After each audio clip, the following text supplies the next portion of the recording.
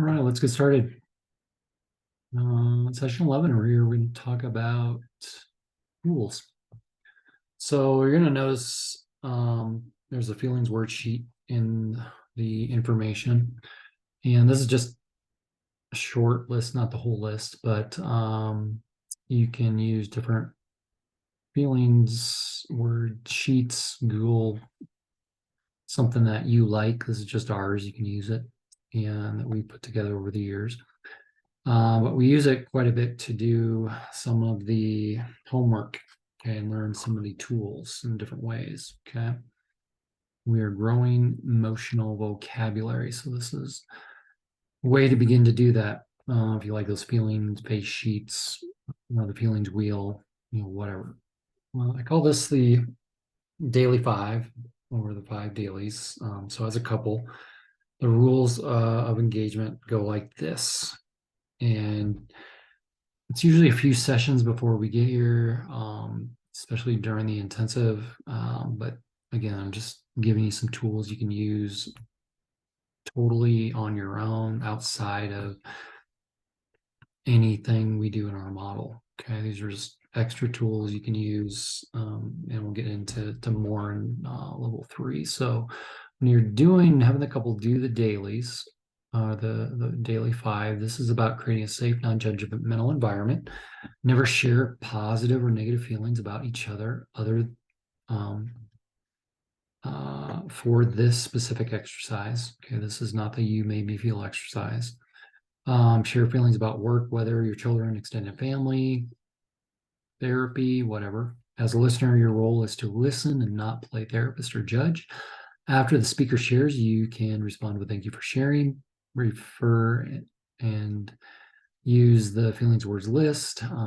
Prayer and intentions is never to be passive aggressive, accusing, blaming, or criticizing. Okay, so part 1 of the feelings, the daily 5 goes like this. So today I felt blank.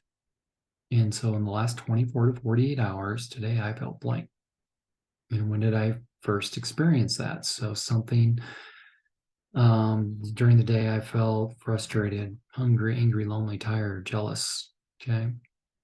Um, Having to get up early this morning. My wife and kids got to sleep in. I had to get to work. So I'm giving the feeling of jealous and when I felt that. Okay. And then we're going to connect that same feeling jealous to the first time. So the first time, something prior to the age of 18, I remember feeling jealous when I did experience my best friend's birthday party, and he got a Hot Wheels race car track I wanted. Okay. That I didn't get on my birthday. My birthday was in May, his was July, so I knew I wasn't getting one. So they each pick their own feelings from the feelings words list and go through this twice. Okay. Some couples like to use the same feeling words, some pick their own. Okay. And I set this up with sitting, usually I have 2 chairs in my office face to face. Okay. No phones, no distractions, because they're going to practice this in your office and then find a way to get this done every day in their home, preferably maybe their bedroom, the kitchen table, a den somewhere away and undistracted. Okay.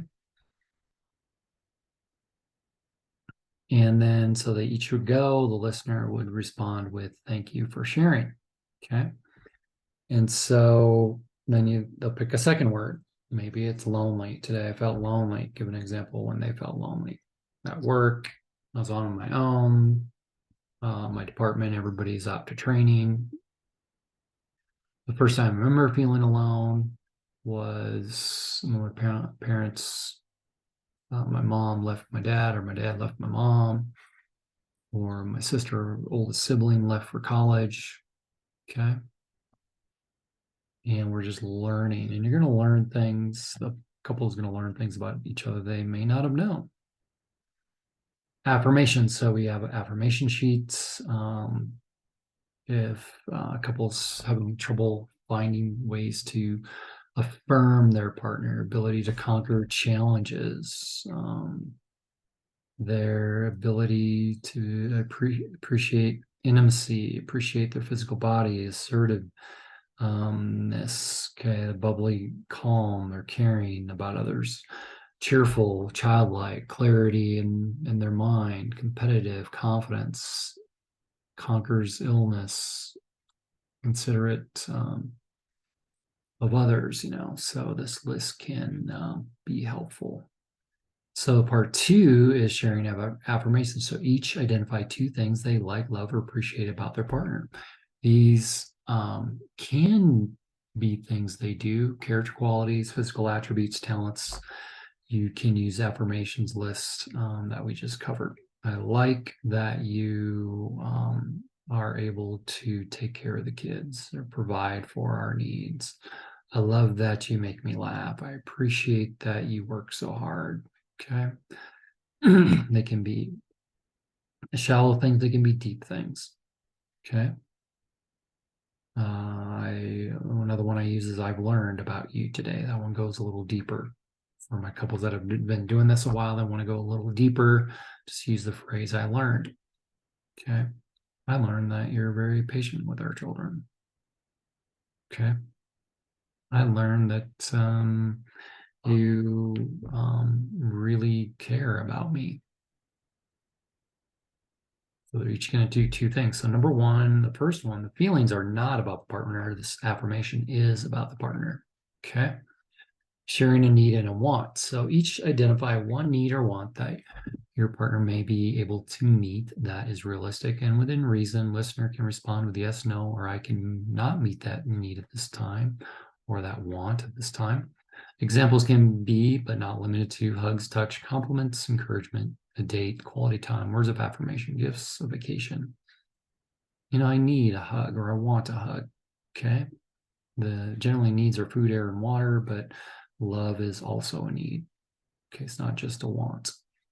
Okay. They could be silly, they could be serious, but within reason, not like I need sex every day.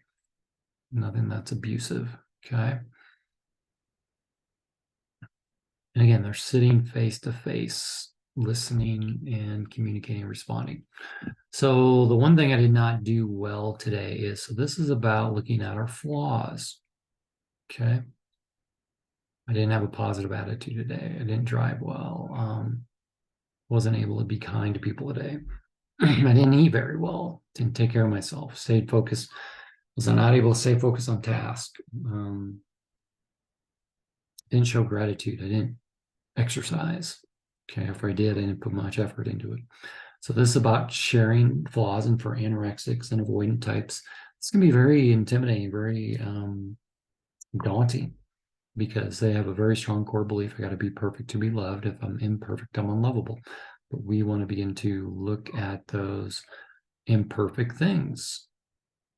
So each share a flaw. And again, you can respond with thank you for sharing. And then the last part of this is each take turns praying out loud or sharing intentions for the day. Prayers are not allowed to be passive aggressive. Please change my partner to be more loving, kind, whatever. You can pray that for yourself. Prayers are about you and the things you are grateful for and want to change.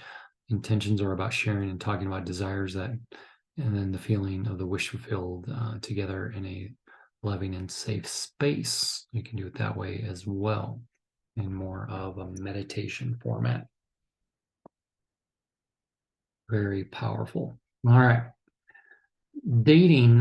So we follow what's called this is second dual happy camper model, or just having having gratitude. So no more codependent dating. What I mean by that is you're going out. What do you want to do? I don't know. What do you want to do? Where do you want to go? I don't know. Where do you want to go? And you end up doing something neither of you want to do, or go or a place you want to eat. So what we do is get out of that, and one of you is going to be in charge, preferably the anorexic man in this situation. He's going to initiate the first date. And for some of my couples, it's wise that he initiate the first 90 days of dates. Okay. Share responsibility for planning the date. Going back and forth. Okay. But when you're in charge, you take care of the child care, find a sitter, get that all set up. You're the person in charge. of what you're going to do, and then one other person, the preferably the anorexic, he's in charge of where you're going to go. Okay. And it could be a morning date, a lunch date, dinner date. It doesn't have to always be dinner and a movie. Okay. It can be pick some up, put the kids to bed, and carry out, movie, a bath, and intimacy together. Okay. Partner is enjoying being happy and grateful. They're the happy camper. You put up in the flies and mosquitoes of camping when you go out in the great outdoors. Okay. Mountain lions, bears here in Colorado. But yeah, you then alternate. Okay. So you can go back and forth. Maybe he does his 90 days. Now we're going to go back and forth. For some couples, it's wise that we just start back and forth, each take a week. Okay.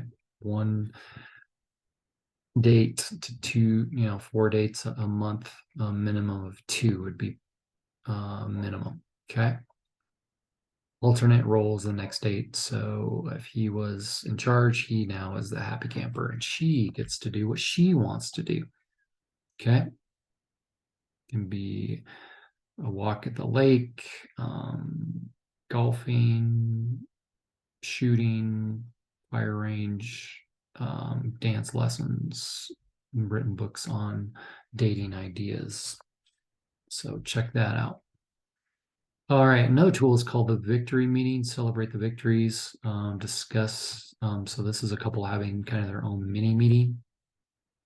Things that did go well since your last meeting, for example, acting in or out behaviors you were able to avoid, demonstrating love for your partner or children, affirm one another for the ability to connect, intimately and consistently, and pursue recovery. Okay. So give a recovery update, how many days you have successfully completed each item. So the 5 commandments, we call them.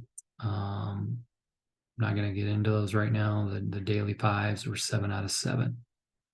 The love language stuff, which we kind of covered.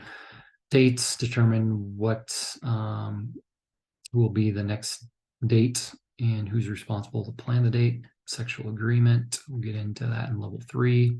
Discuss your current agreement, how it is working for you. Determine each partner will need to serve the consequences if when it will be served. If you didn't initiate or you caused a fight for the one initiated sex. Recovery work. So discuss what recovery material you completed this week, anything significant you learned about yourself, your partner, and your relationship. Discuss any recovery material you are reading. Provide a short report on what you've learned and how it affected or impacted you. Share the recovery step you are currently working on and when you plan to finish. And that is all in our workbooks, or you may have your own workbooks. Sharing your feelings with one another about your recovery and your relationship. Share a quote, recovery passage, or scripture reading that was significant to you. Sobriety, any relapses, you're going to report that and share that. Number of days sober since you've last acted in. The anorexia one might be 24 hours or less. Hopefully the acting out, porn, masturbation, alcohol, any of that, drug use, is a larger number. Determine what information you need to know in regard to relapse, set and maintain, and set questions that will be asked about each recovery meeting. Some examples. Okay, since our last victory meeting, have you masturbated? Have you acted out with another person? Since our last victory meeting, have you withheld any additional information from me? Is there anything you don't want me to know? And that can go both ways. Talk about boundary violations. Discuss any boundary violation you had this past week and how to avoid them in the future. If you relapse, you may need to enforce some new boundaries. Determine what they will be and how to implement them. Confess or confession or forgiveness issues. If you have a relapse, confess, request forgiveness immediately. And you can end the prayer and intentions. It's much like kind of doing the dailies. Close your time of prayer. Thank you for God or your higher power. source for keeping you sober into the week and enabling you to lavishly love one another, even though through the heartache and disappointments. Remember, love and forgiveness is key. So that's a victory meeting. Next is a planned separation. So what I've noticed is that a lot of my couples do what I call an emotional separation. Okay, this is about planning and having structure. With an emotional separation, there's no structure, there's no end date. Okay, there's no what are you going to work on? What am I going to work on? Okay, what's closure? What's an end date? So number one is we're going to look at duration to determine how long we're going to be separated. Will we be separated for 30 days, 90 days, 6 months? Okay, are we going to be celibate? Okay, is this in-house, out-of-house separation? Do we want to have sex? Do we not want to have sex? Okay, logistics, who's going to be relocating, bedrooms or outside the home or apartment, another hotel or bedroom or RV or whatever. All right. Number four, responsibilities, childcare. Who is responsible to take care of the children, visitation issues, transportation. Then we look at finances.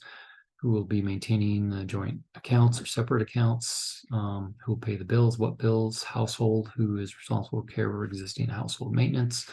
Vehicles. Who is responsible for the vehicle and maintenance? And generally, it should be pretty easy of who is already doing that, but not always. Sometimes you want to break from some of this stuff. Sometimes it's actually better for the wife who needs not to deal with the kids or laundry and all that. So number five, we're looking for heart transformation. What specific behaviors need to change to bring an end to the separation? Make a list of these behaviors and clearly communicate them. It may be helpful for you to provide a detailed list of things you wish to change before you reconcile. How and where will you receive help to ensure restoration? Be sure to include your deal breaker boundaries for repairing the relationship. For example, counseling, recovery groups, support groups, dailies, 5 commandments. The 5 C's, by the way, are pray, read, call, meeting, pray. You're going to start your day in prayer. Go to a meeting. Try to get to 1 to 3 meetings a week. I generally recommend reading every day. Pray, read, make a phone call, get to a meeting, and end the day in prayer. Be sure they are measurable and attainable. And then you're going to write your joint behaviors, his behaviors, her behaviors, and what each are you going to work on. Reconciliation. Will a third party be involved to reconcile? If so, who? How will you maintain your recovery after reconciliation? Both sign it like a contract, and you have the partner's, his or hers, or husband and wife's signature. Okay. So the timeout plan, this is very helpful.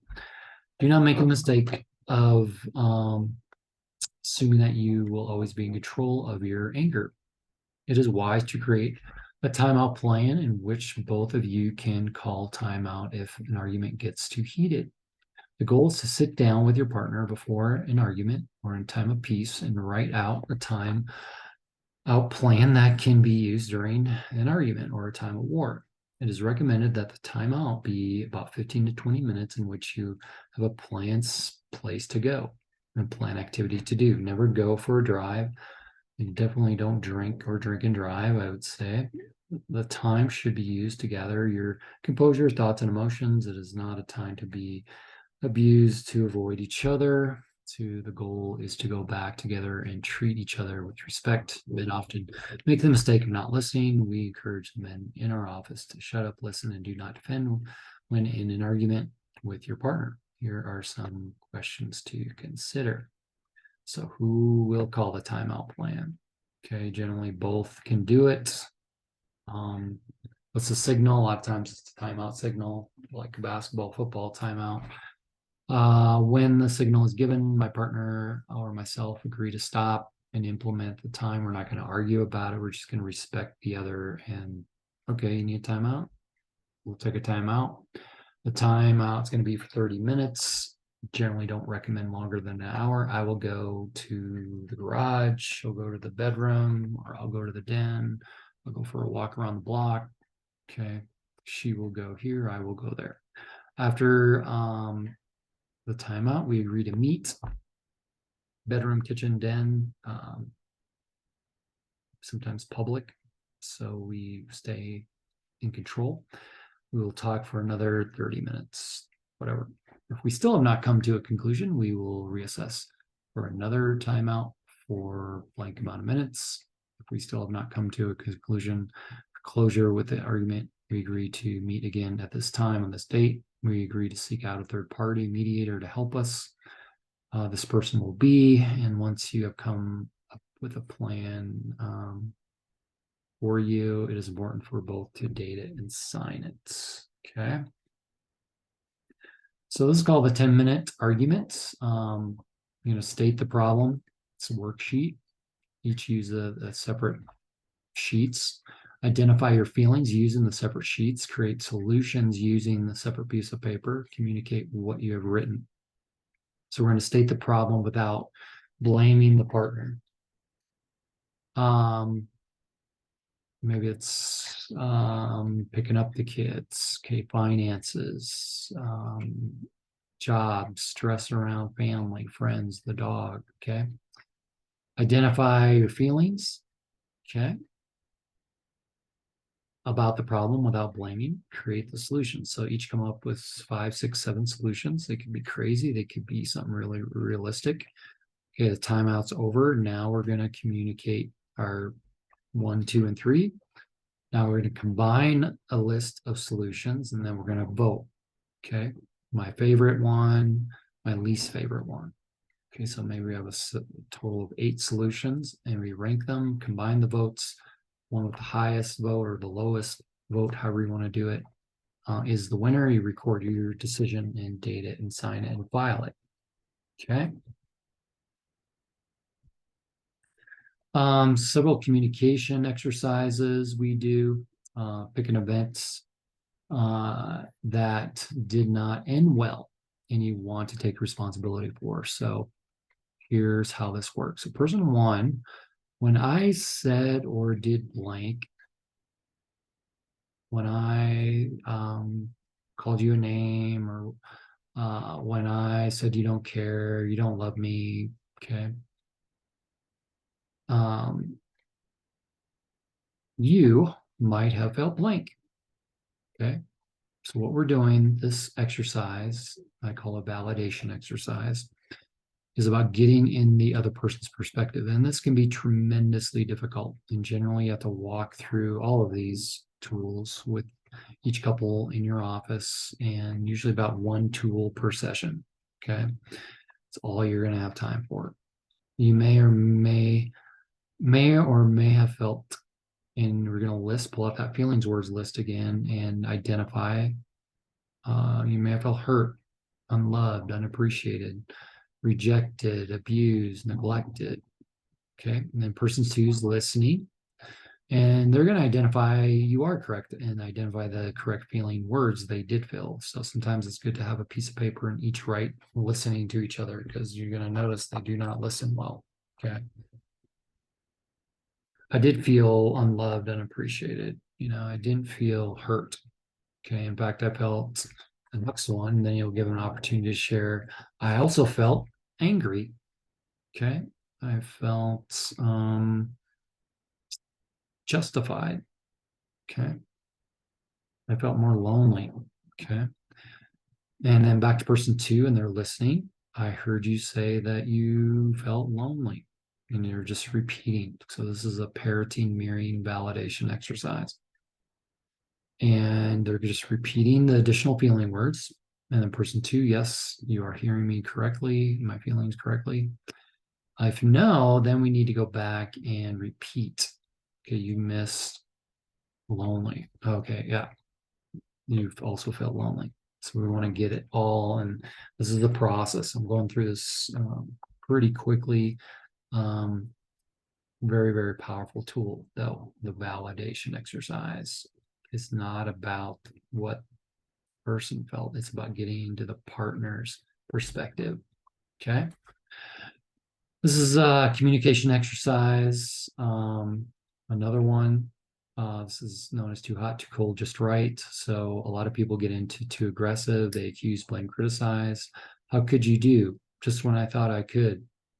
If you don't make some changes, then I will. Okay, too passive is, this is probably stupid, but this is probably my fault, but I'm ashamed to admit, but the just right confidence is where we want to get couples. So a lot of times I'll have them read this aloud. One will read number one will read number two, and I'll read number three. Okay. I was wondering why. Can you help me better understand? In my opinion, what do you think? What is your opinion? I am beginning to wonder, what do you think? It's starting to look like, is this correct? This is leading me to conclude. Can you help me better understand?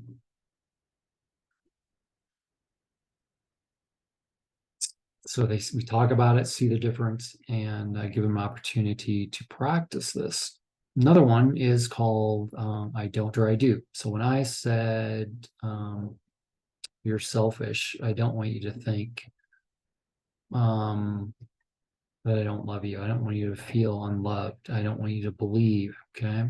But I do want you for what do you want? So the next one is what do you want yourself or your partner? Okay, so they're only going to pick maybe one or two of these. So when I said you're selfish, I want you to think, I hate you. When I said you were selfish, I do you want you to understand that I'm hurting. I do want you to know that I love you. So you can use two of the above, two of the below.